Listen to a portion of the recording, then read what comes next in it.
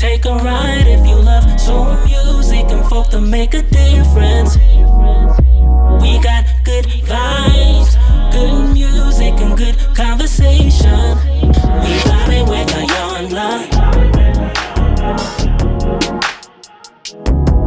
Yeah, we vibing with Iyanla.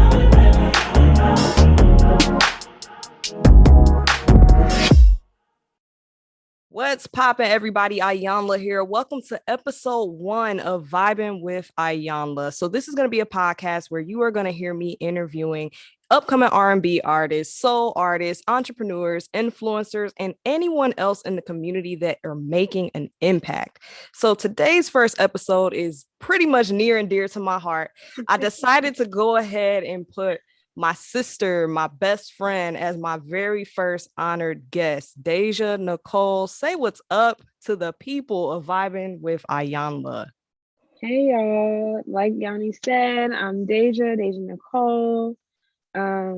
I'm just excited to be here with my girl. It's been a long time coming, so Yes. I'm excited. Yeah, so let me give you all, for the people that may not know, Deja and our relationship, it goes way back. So I'm gonna tell them a little bit of our history here so they can understand how close and near and dear you are to me. Yeah. So back in 2014, everybody, I had applied to go to this school in North Carolina. It was called High Point University. Okay, this school was amazing. It had everything and more. I feel like any college student or any senior in high school that would have seen that school would have been like, I'm going here, right? They had everything, you all. They had everything. So I applied to this school and I got accepted. Everything was fine and dandy. And what they do when they are pairing up roommates, they make you take a survey. That way they can kind of like best match who would work with who best, and just based off a bunch of different things. I can't even remember all of the questions that was on there, but there were so many random questions on there. So they ended up matching me with Deja, everybody. Okay. And literally when we first met each other, it was just like, I like you, you like me, we're cool. Like this is gonna work great. So we exchanged numbers. We started talking every day because, again, this was somebody that I was going to have to live with. We were going to have to live with each other. So we made it a point to, of course, talk to each other, get to know each other more. And we spoke every single day, like all the time. So Deja, in that short amount of time, you all became like my BFF. Like we were ready to be High Point roommates. Yeah, like we were ready for it. We were planning out the room, who was gonna have what, like everything was, everything was in place, you all. Everything was in place. And when it came down to the time for us to move in, because I mean, by this time now, I visited the school, I went to the Orient, I went to everything. I was sold, you all. I was sold. And literally right at the end of that, High Point wrote me and was like, look, we need more money from you in order to attend this school.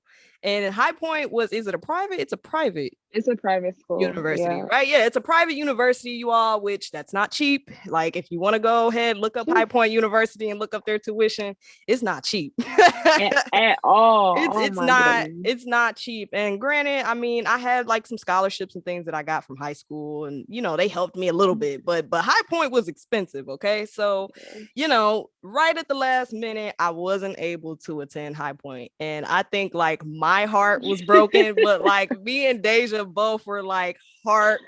In shambles, like no, we were heartbroken. Like it wasn't gonna happen. So luckily, me and her decided to stay in contact with each other, which I find to be like the best thing that we ever could have done. And we stayed in touch that entire time. That was 2014, and we're now in 2021. And let me remind you all, we still have yet to meet in person. It's so crazy. Like what? Yeah, like we still have yet to meet in person. Okay, like all of this has been nothing but pure just communication and having each other's back. I mean, Deja has sent me birthday cards. Deja has sent me cards for all types of things. Deja has supported me through some of the toughest times. I call Deja when I'm going through things, she calls me. And again, we have not met yet. So, I mean, to have a relationship like that with somebody, I mean, that's special. And that's something that, you know, you keep. So when I was coming up with Vibin with Iyanla, I told myself I wanted to interview, of course, the R&B and soul artists, but I also said, you know what, I want to get entrepreneurs and influencers and people that deserve to get their flowers while they're here, while they're working hard, while they can. Like, that's important to me. And literally, you all, the first person that popped up, I was like, you know what? I'm gonna interview Deja. I'm gonna interview Deja. You all, Deja works so hard. Like, she's one of the most talented women. Like, honestly, you know, they tell you you're supposed to have friends in your circle that inspire you to be better and level up and things like that. Deja is that friend. Like, when I'm talking to Deja, I'm like, you know what? Let me go get my stuff together, because Deja got all her stuff together and I need to go get my stuff together. So I stay on my P's and my Q's with Deja in my circle. And like I said, you all, Deja was somebody that I had to interview first because, I mean, inspiring, super inspiring. Every time I speak to you, you're always doing something new, you're always into something. So I feel like it's only right that they hear about you, your journey, how you got here, how you became the Deja Nycole. Like, she's been through a lot, you all. So Deja, please go ahead and share with us, from how did you get to where you are? Go ahead and tell us the story. Tell us the journey. Okay. Well, I guess I'll start at High Point, you know. So, yeah, like Yanni said, I went to High Point University. I was a communication major with a concentration in journalism and double minors in dance and photography. So, as you can see, I don't know how to sit still just from that like major title alone. Yeah, so I knew at High Point I did not want to do broadcast journalism. That was something about me. I was like, I don't want to be in front of the camera, like put me behind it, or just but I give think me that's pen what and helped us paper. click. I think that's what helped us click, where we both were in the journalism field. Yeah, we were both in that journalism field. So that's something like, that I you got love. the mic, you can keep the mic, I'll keep the pen and be behind the scenes. Yeah, Right. so at High Point, I did a lot of print work and spent a lot of my time in a dark room, doing film photography and exhibits and anything photo related, dance, you name it, I was in it. I was in there like somewhere. So I did. So High Point had their news station on campus. You know, they had a makeshift news station, and as much as I hated being in front of the camera, they had me anchoring a lot of the time. So, you know, I got that experience of being an anchor and being a producer and writing scripts and, you know, going to different events and being on the scene and interviewing people. So from that, I was like, okay, yeah, this ain't for me, dog. Like, where's the nearest newspaper? So, you know, took all of that experience and just tucked it into the back of my, you know, mental file cabinet. Like, okay, I know I want print. That's something in my life where I don't like breaking news. I think it's very impersonal. You don't really get to sit with the subject or the meat, the heart of the matter. So during my time there, I really learned long form storytelling is my passion. So I took a class called documentary, I think it was like documentary storytelling or something to that effect. It was with photography. And that year, it was my junior year, spring semester, and we focused on immigrants and refugees within the High Point community. So from that, we did a photo series called See Me Looking with Intention, which is about the 10% of the High Point community, which is made up of immigrants and refugees in that area. So I had the opportunity to work with a Somali mother she was taking refuge in High Point. She had 3 kids with her, living with her husband, and her oldest son was back in Ethiopia with his grandmother. Oh, wow. So she was just heartbroken, trying to find ways to get him back to the States with her, but it was to no avail. So really spending that time with her, and her kids, making those photos. And as a class, all of our individual photos and our collective work was exhibited in the High Point Museum. Oh, wow. Um, yeah, so my work is archived at that museum to this day. If I go back, like, hey, can you pull up You hear 2017, put my name, like, it'll come up. So for you me, that hear was really she's cool. published. Yeah. She's You feel published. me? She's Yes. real deal over So here. for me, that was huge because I was like, okay, I can do this. Like if I put in the time, I like spending one-on-one time versus, oh, there's a fire on 42nd, Right. like Constitution Ave, like it's a Right. fire, like go to, no, I don't want to do that. Like I don't want to tell that somebody mama died in a fire, like that. Go get Yeah. Susie to do that because that's not my calling. No.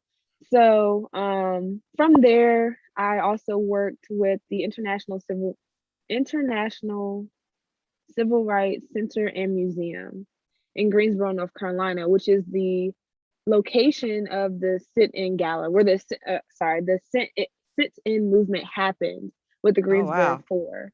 So I was able to go and photograph the sit-in gala for 2018 and met Deborah Lee, who at the time was over BET, Oh, wow. um, Oh, yeah, I Jesse remember seeing those Jackson, pictures. Yeah, yeah, yeah. and Charles Obest, who was the bus boy at the time of the sit-in. So just meeting all these influential people really let me know, Deja, you can do this. And that was Right. my just trajectory. Like I know I want to work with Black lives and making a difference and civil rights and like progressing our people and our Mm-hmm. future. So, So what that's really, go so ahead. what so what made you sorry about that. What made you before High Point? So Mhm. let's say high school. Was there something in high school that made you be like, you know what? That's the field I want to go down. That's what I want to do. Was there a moment that was like, Yeah. you know what? I'm going to do journalism. I'm going to Yeah. do documentaries. I'm going to do photography and everything else. What? So it was really photography for me that shifted my whole perspective of, hey, this is a possibility. So I think it was 2012. My mom's brother, my uncle, remarried to to my aunt now. She's Egyptian, but he met her in Kuwait. Oh, wow. And Nice. when we met her for the first time, she came to my grandparents' house in North Carolina, and she was calling through photos or shifting through photos on her laptop. And I was walking by the dinner table, like, who's that? Like, what are you Right. doing? Like, I see all these photos, and that's cool. She's like, oh, I was in Turkey and I was taking pictures of these people and I got to know them. I said, well, what brought you to Turkey? She said, oh, well, I was in this photography workshop with this photographer and we traveled to different countries and I got to spend like X amount of time with these people in Turkey. And I was like, you're back up, hold up.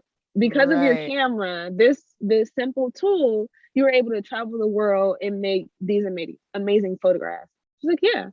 I was like, yep, mom, That's it. dad, get me a camera. Give me a camera for Christmas. Like, I know what I want. And from there, like, you cannot separate me from a camera. And that, in that moment, it wasn't, I want to be a journalist. I want to do documentary storytelling, but that was Mhm. definitely the foundation for everything that is to come and has happened ever since in my life. So definitely, um, because my uncle remarried and me seeing my aunt shifting and culling through photos at the Thanksgiving dinner table, that is what changed the trajectory of my life to be a documentary storyteller and have now my own business as the Right. owner of my own photography company, soon to be studio.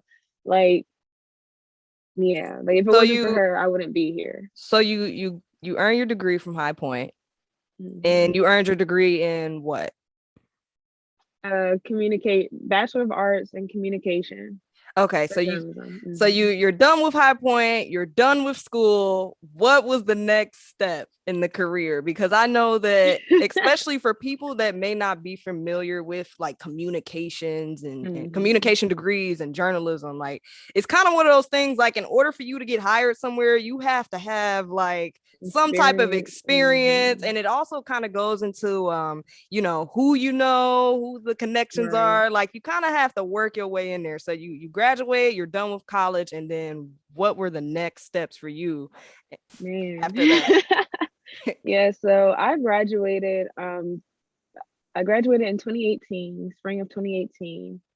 And High Point does a marvelous job of saying, 96% of all graduates get a job within their first year of upon that's what they graduation. promised at the orientation. Yeah, so I'm like, oh, bet I'm gonna come out here with my degree. Shawty gonna have a job making bank. Yeah, you're gonna walk straight into the station. Like, let's go. I want my butt straight on back to Maryland. I ain't had no job when I graduated. So yeah, I was without a job for the first couple of months. But then I just got tired of sitting on my butt and doing all this job searching, waiting for people to get back to me. So one day I was like, you know what? I've had enough. Let me just print out a resume, bring my portfolio. I have a portfolio with just a stack of my prints from the darkroom in it. And I was like, you know what? I know people not looking for darkroom. We're digital, but this is what I have. Brought that in. And I walked straight into the nearest newspaper office. And I said, are y'all hiring? Like, it's funny you ask. We are. We're looking for a crime and courts reporter. Have you ever wrote crime and courts? I said, no, I haven't, but I'm willing to learn. Here's my resume. Let's talk. And 2 days later, they called back, like, you have a job, we'll see you next Monday, da, da, da, and the rest was history. So I worked crime and courts for about 6 months. And I liked it, actually. I liked the fast pace of it. I loved getting to rip and run up and down the highway in Southern Maryland where I live. You get to meet different folks.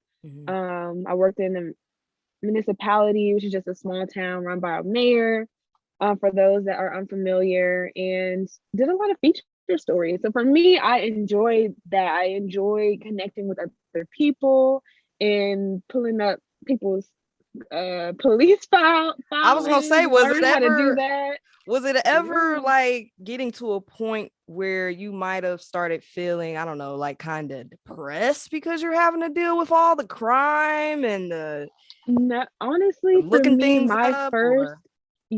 first story I had to write was about this high schooler who was shot and killed. And he was in the senior year and he was shot and killed.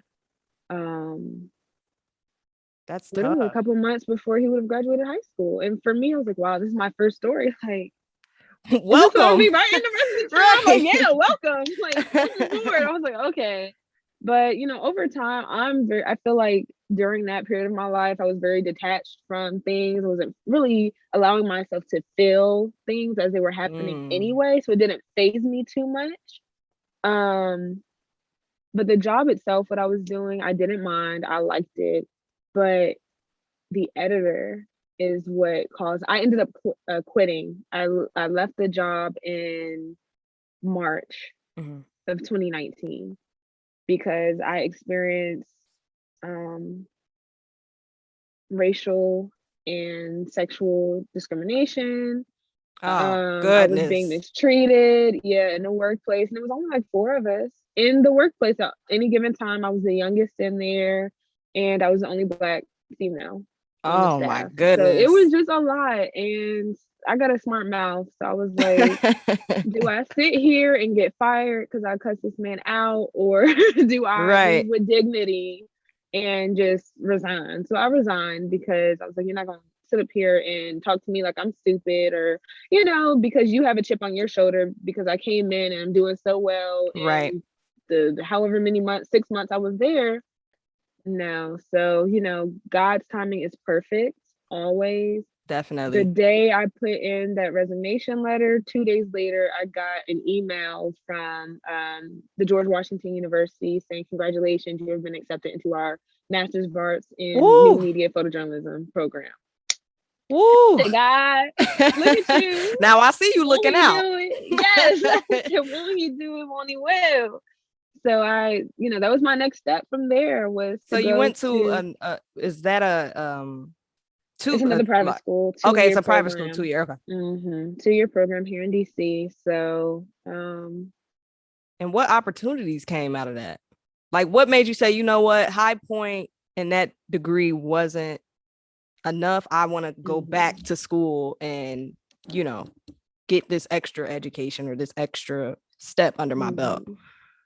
So actually, I wanted to go to Clark Atlanta for their African American Studies master's program, but I ended up not applying just because of some family issues, and ended up at GW. GW's program is unmatched. Their new media photojournalism program is unmatched. Like, my school building, the Corcoran, is a museum, for one.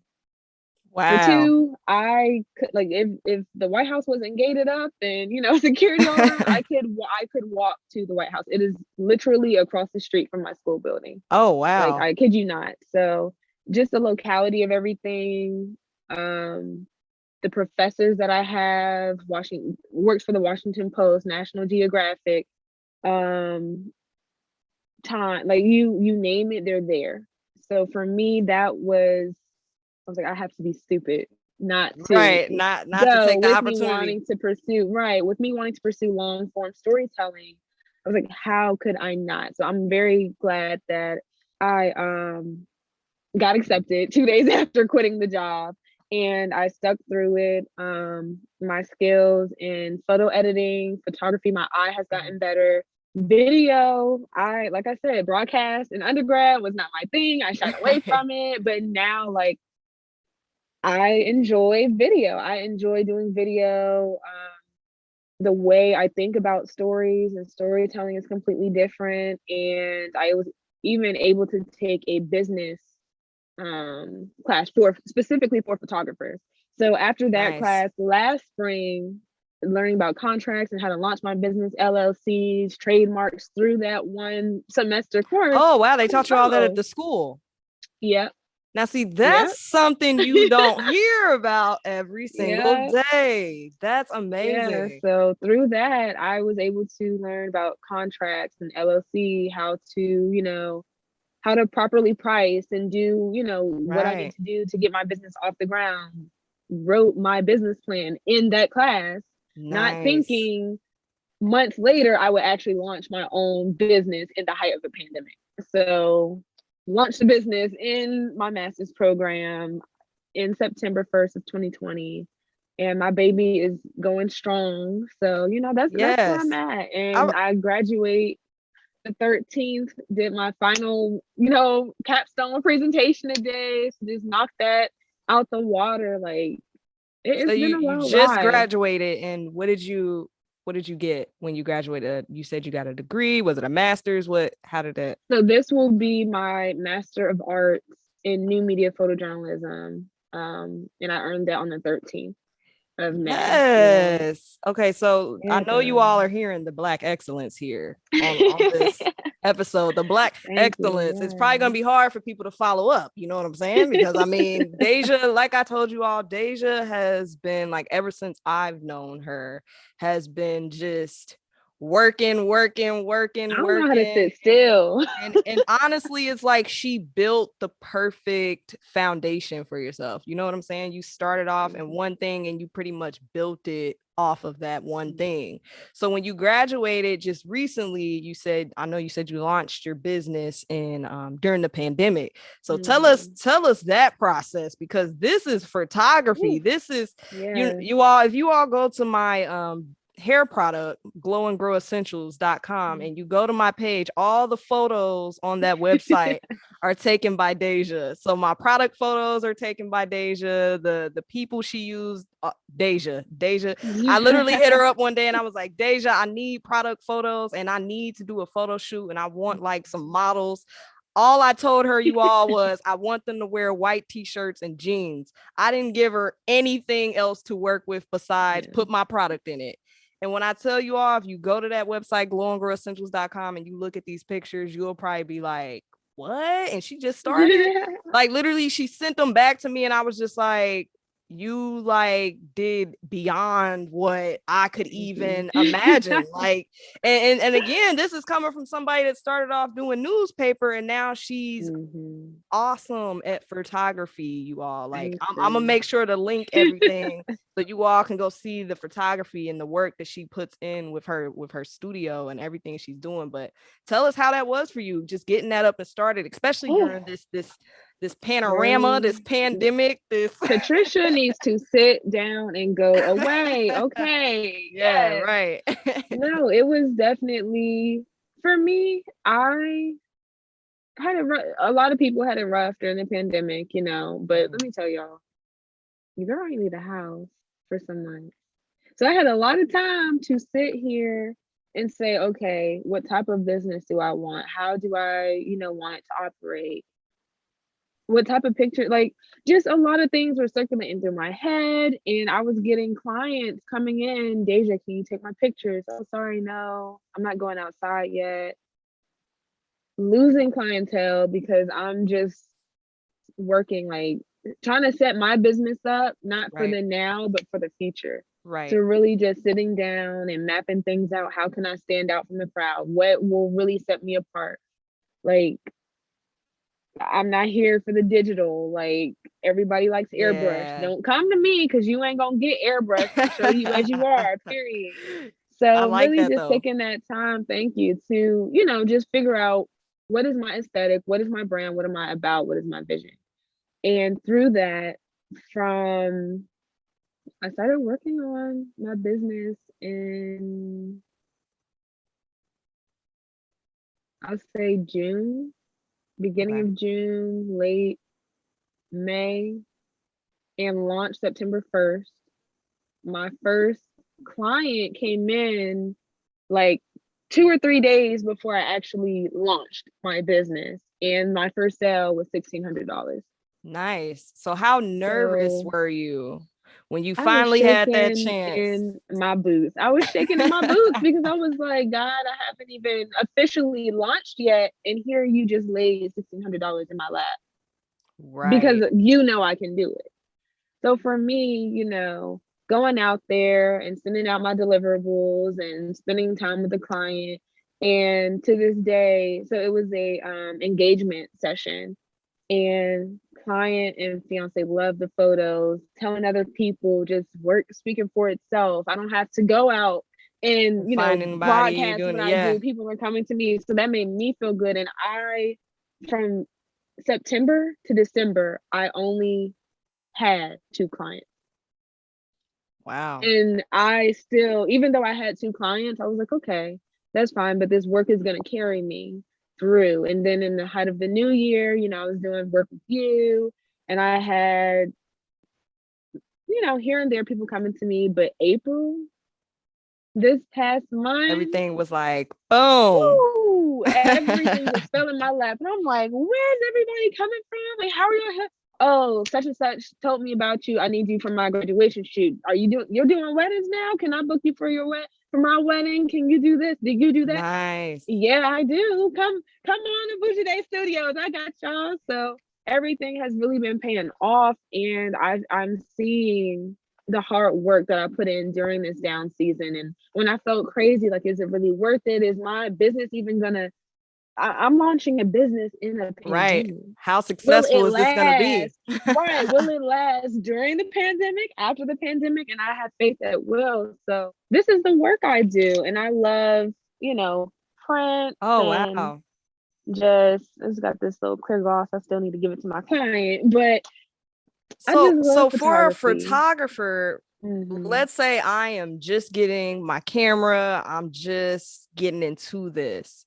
what's the steps? Like, I know you went to school and everything, but let's say for somebody that may not be able to go to a university or may not be able to Mhm. go to school to get their, masters or their bachelors for this, and all I got is me and my camera, what advice would you give to somebody that's an aspiring photographer that wants to open up their own studio, that wants to get into that? What advice would you give them? Because I mean, like you said, your first 2 months you only had what, two, you said Mhm. 2 clients. Like, what Yeah. do you do? How do you know, like, okay, should I just go out and just shoot random things and just upload it and hope somebody sees me? Or what steps would you give somebody that's just Yeah. beginning? So I say if you're just beginning, not even on a business scale, but if you're just trying to get into photography and take it seriously, or even if it's a hobby, shoot every day. Shoot every day. Do not put that camera down because it's a skill that you will never perfect, but Mm, it's a skill that you will continue to fall in love with if you don't give up on it. Find a mentor, find friends, find your community that does work similar to the type of art form that you want. So, there's so many different styles of photography. There's different ways of editing, different ways of taking the photos. Like, you have to find your own niche and stick with it, but also explore, like, is this really what I want or is it not? So definitely find a mentor who can guide you through it. Don't put that camera down. Don't be afraid to mess up. and I think Don't be that's the one. afraid to mess up, because I've taken pictures that at the time I'm like, oh, this is fire. Like, look Right. at me, like I did this. And I look back on it, not even years later, months later, I'm like, I took that. Ooh, And then okay. how was the process? I don't know if you dealt with this before, but have you ever taken some photos of a product or a person and they were just like, Deja, I'm not a fan of these. I don't really like these. Or if that hasn't happened to you, if that was to happen to you, how do you go about that criticism? Because I mean, this is your work, this is something you're passionate about. You're probably sitting there with your camera like, I'm killing it. And then you do everything and this person tells you Yeah. like, this was not what I wanted. So thankfully that has never happened to me. Oh, y'all, she a Thankfully. beast. Y'all heard her. She's just that No, good. seriously, thankfully that has never happened to me. But I think being open to criticism is huge, because if you're not open to criticism, not just in photography, but in life, you will never grow.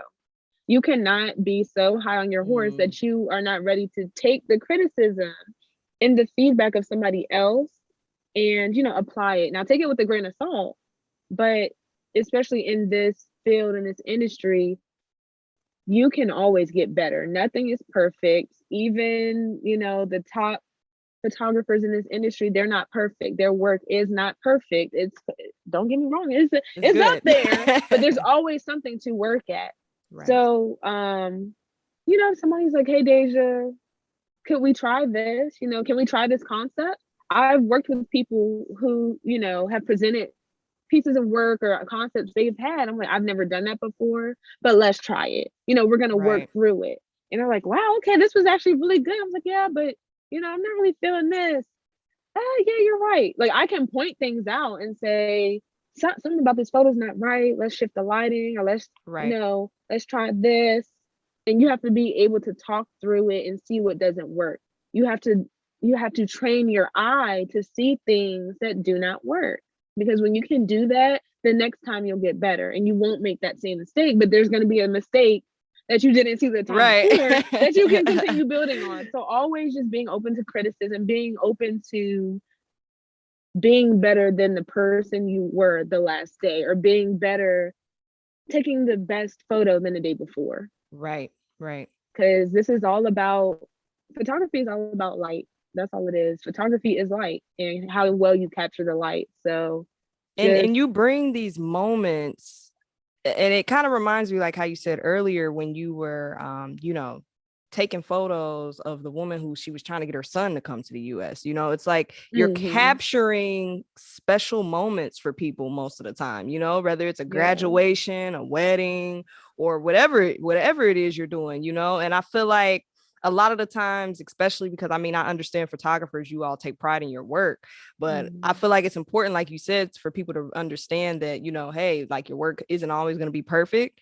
but understand also on the receiving end, this is a special moment for somebody, and they want their photo or their whatever it is you're doing or taking, they want that to come out how they, you know, envisioned it, because that's a special moment. Photographers bring that moment to life, you It know. definitely, photography is an extension of not just the recipient, but the one behind the lens. Yeah. And your work in any like art form, anything that you do, your work is a reflection and an extension of you. As Erykah Badu said, I'm an artist and I'm sensitive about my, okay, Right. I'm sensitive about my work. Like, it really makes my day when clients and friends just say, Deja, I see your growth. I see how much you have grown since we were in school together at High Point to where you are today. Girl, it's Yeah. crazy. I'm like, I didn't know I needed that. You know, somebody to say your work is good, or that, you know, I see you hustling. I see you, keep going. Don't stop, because you're onto something. And don't look to the left or to the right when it comes Right. to, you know, what you're doing, whether it's your business, the hobby, just your life in general. Do not look at what they're doing.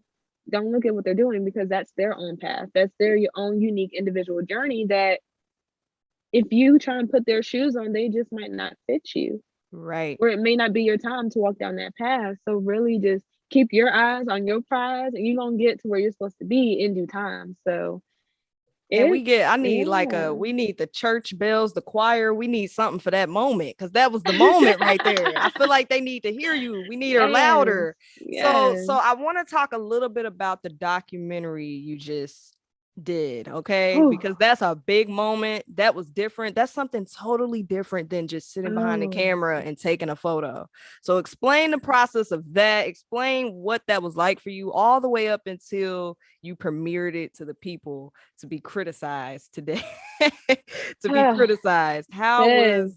How did you even get into documentaries like that? How did that process come about? So it came about from that class with the immigrants and refugees in High Point. Like, from that moment, I was like, this is what I want to do. Like, I want to tell long form stories with people who look like me, who with people whose voices go unheard and whose lives go unseen. I want to lend my platform to you. It's not about my voice, it's about yours and how I can help you tell your story. So my documentary is called Black and Dangerous, and it is a collaborative piece. It is my baby, it is my heart. It utilizes poetry, video, still photos, just narratives of people like you and me, people who are a part of the African diaspora living in America, who face daily who have been labeled. Like, as a Black person, I don't care Right. who you think you are part of the Black community, and we have this label on us. We have been labeled by American society as fill in the Right. blank, A dangerous, list of lazy, whatever things. it is, a rack of things. And the purpose of this project is to take dangerous and redefine it for the individual. So through this, I gave everybody all of the participants, okay, all of the participants received a journal, and I gave them prompts that they filled out, and everybody answered the prompts so unique to them, and everybody as an individual are just so marvelous, and I'm so appreciative of each and every person that was a part of this body of work. Nice. It's not finished, it's not over, it's still growing. Like, the more people that come to me, the more I'm accepting to further this work. So long story short, like I said, so I love portraiture, portraits.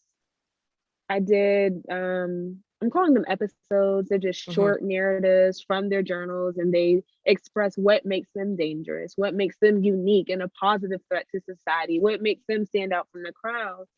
And their stories, their narratives are just so powerful. Like, and see, that's why I was going to ask you, out of all the stories that you've received so far, which one for you was like, wow, this is so something. my cousins.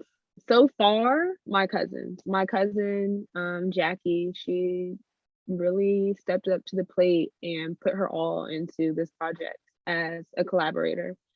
I learned things about my cousin I never knew before. So for me, it was Wow. like, wow, like this is my cousin. Like, okay, sis, like you're a tough cookie. Like I mad props to you. I respect you, sis. Like that's my cousin. Like I love her to death. And the vulnerability she's shown and the way that she expresses herself is unmatched. And she is a dangerous Black woman. She is fierce. She is everything that she shared in her journal. And me being able to curate a piece based off of the story she told and bring it to life and share that today or premiere it for critique, for my final critique today, I was so nervous. I was shaking. I was shaking while I was talking, but everybody's like, "No, like I can tell you were nervous. You seem confident." I was like, "Well, I'm glad I wasn't looking how I felt, you know." But my cousin's piece was the video, the story that I'm most proud of so far as the first piece to, air and that I have out right now. My cousin's video is the one I'm most proud of currently. And I'm just excited to see where it goes. So when it came down to criticism, like artist talks, when artists critique each other's work, it's like I know it's down to the different nitty gritty. because you Like, all know what you're supposed to be looking for and what's wrong and what's mhm. right.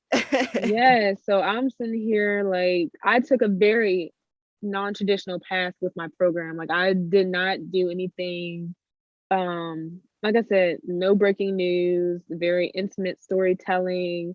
The traditional arc of a storyline was not followed. I took a very creative process because I'm a creative individual. Like I'm not going to limit myself to a Right. box. So it was very unique. And what happened today, I was so overwhelmed. I did not get criticism. I got all praise.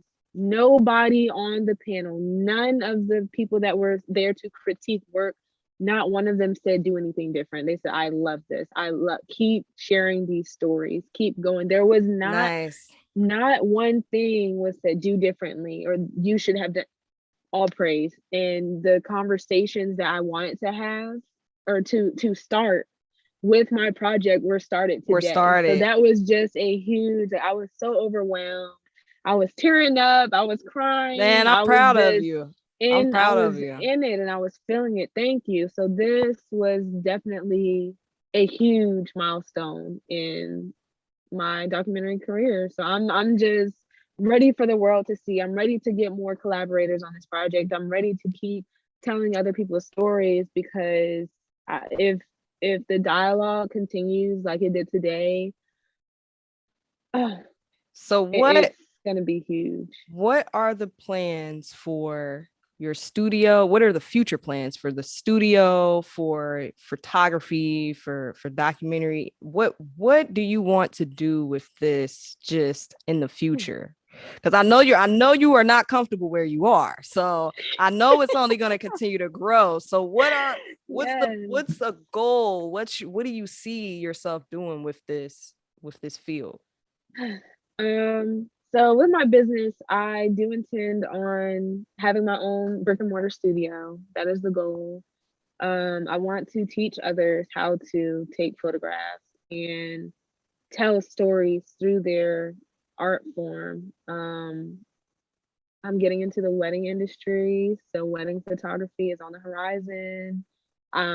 Book me up because book me while you can because listen, once I take off, The price is going up. the price is going up. Like I may have just launched, but I haven't. I started my business in 2020, but I am not new to this. I'm true to this. I've been here for a while, Period. and I know the type of work I create. So yeah, studio on the way, wedding photography, that's next step. And I'm loving what I'm doing and the growth I've seen already with it.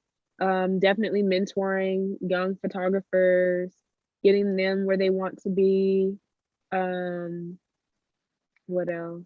I have a lot that I can't share Oh because yeah, these nah. ideas are just, Some stuff gotta be yeah. secret. some stuff got to be Mm-hmm. kept Because hidden. You know what I'm saying? this Some what stuff I've got to got be kept under my hidden. belt. Sis, you know. I know how you So coming. I it's already know. yeah. But no, documentary, I have a lot in store because my heart is in this. It's not about me. It's about the people that look like you and me. And those, even those who don't, those people that don't have the voice to tell their own story, somebody that needs my assistance, I'm there Right. for them. So I have a lot just I know floating it's around gonna in my come mind together. that needs to come out, and I in know due it's gonna time come it's gonna together. come. I know it's Thank gonna you. come together. I've watched you go from point A and now you're getting to the, and I'm not even say you're at the end, because I mean this is really only the beginning. It Yeah. honestly feels like this is only the beginning. You know what I'm saying? For Yes. everything else that's to come. So one thing I want to ask you before we wrap up Mhm. here, one thing I want to ask you, because as you know, I am an R&B and soul lover. Okay. I Mhm. love all things R&B. For you people out there that are wondering why is she only interviewing upcoming R&B and soul artists, because that's my favorite genre. Like, it's the best music Period. ever to Yes. me, you know? So if you had to use one R&B or soul song to describe your life right now or how you feel right now, Ooh. what would be the R&B song? Or if that's too, kind of on the spot right now to think about, what is that R&B song that every day you could just turn it on and you know what, you get the good vibes from it? That's the song that puts you in the mood and you're like, you know what, this is my jam. So favorite R&B song, or give me a song that describes your life right now. Okay. I can give you both. Can I All give you right, both? let's do that. Okay. Give me both. Give me Okay. both. So currently, I Want You Around by Snow Allegra. Oh, see, I Currently. haven't heard that. See, this Oh, is girl, get another on reason it, why get I'm on doing it, get this. on it. I need Yes. to write that down. SNOH, Snow Allegra. I Want You Around. That song probably describes how I'm feeling in life right now. And my all-time favorite R&B artist of all time. I'm not even gonna say song, just artist. Um, oh dang, I can't even Yeah, I'm say gonna that. say I can't say that. I can't I'm say kind of that. interested No, in I this. can't say that. I can't say that. Hold up now. Let me backtrack. Okay, Let me let's do top backtrack. three. Let's do top Ooh. three Okay, top R&B. three. Top three. Okay, I'm an old soul. I'm a neo soul girl. So Erica, She got to be on the Erica, list. that's yes, Erica, Music Soul Child. Mm, that's another good one. Yes. And three. Ooh. I mean, you got two good This tough. two artists Yeah. right now. You on a good roll right now. So your third one got to be fire, or at least up there. Yeah. Okay. This is an album, or this is an artist who ain't she hasn't come out with no type of new nothing. But I don't care what is going on in life. I can play any song by her and it will pick me up. Lauren Hill. You know what? Lauren Hill. I'm okay with that. I'm Yeah. okay with that. Like it's something about the miseducation and her live album. Yeah, Like yeah. those two, that's all she really got, out there for us. But it's I'm gonna not a accept miss. that. I'm gonna accept that. I'm gonna accept that. I'm okay with those top three. I am gonna check out that song though, because I've Yes, never even heard of that artist. So you just got me yes. hip to Check something her out. today. So Deja, tell the people where they can find you, where they need to go to book with you. If you all are having a wedding, if you need your Fly me product out. photography, yeah, like where can they find you? Tell them where they need to go to find you.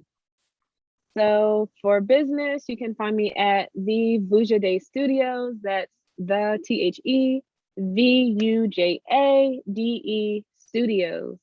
My personal account is Deja Nycole. That's Nicole with a Y, not an I. And I'll rock with y'all. Thank you so much, Yanni, my good sis, my Yes, forever it's friend. been a I pleasure. appreciate you. It's been Yes, my thank pleasure. you. By the way, you all, Deja has done amazing things and nobody ever interviewed her. And I'm highly disappointed in all you people out there that had your opportunity to interview her. But now, when she becomes a billion, trillion, gazillionaire, I You can did it be the first. first one to say, Well, I interviewed her back when Yes. she was just starting. Yes. But Deja, thank you so you. much for choosing to do this with me. And thank you so much for being the amazing sister and support. I mean, y'all, like I Love said, you. I Love call you. Deja 2-3 o'clock in the morning, like tripping, okay? And Deja will get me back down to the calm Back zone, to earth. you know? Yes. So Deja, thank you so much for agreeing to do this. Everybody, please make sure that you check out Deja's work online on all the social media platforms. I will make sure to link them. That way you all can find them at home and book with my girl, because she is one of the best photographers in her area. I mean, she's gonna take over the world with this. Y'all gonna see Deja's stuff all over the place. I guarantee it. I guarantee you. So thank you so much, Deja, for tuning in. Everybody, make sure to follow Vibin with Iyanla on all social media platforms. And until next time, I'm gonna keep providing you all with the good vibes, the good music, and the good conversations. We are gonna get out of here later. Thanks, sis. Bye. Yeah, we vibing with Iyanla.